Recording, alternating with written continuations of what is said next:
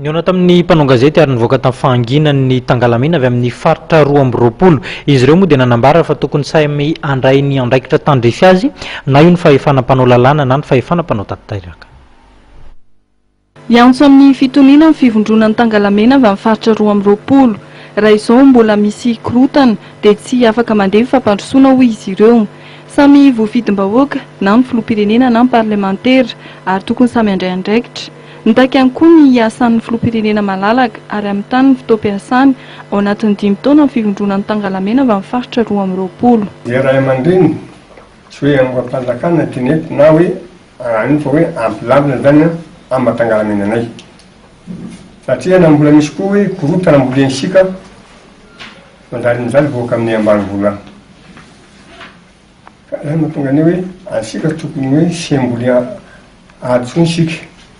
Zay Tangalamena dia masahy mijoro fa hoe tianay zany dia hoe ilamina sika eto Madagasikara fa tsy misy hoe korotana indrindra reo amin'ny député reo.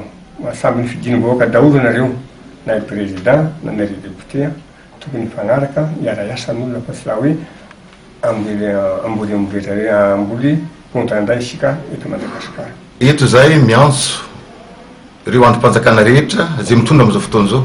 Voalohany indrindra moa ny filohan'ny Republika satria ny filohan'ny Republika ny voafidim-bahoaka hitondra ny tany sy ny firenena mandritra ny 5 taona. Izay ny mahatonga na eto hoe avy aloha ny filohan'ny Republika hiasa kahalalana satria ny vahoaka nametraka azy eo dia avela izy hiasa satria izay ihany ny zava-dehibe.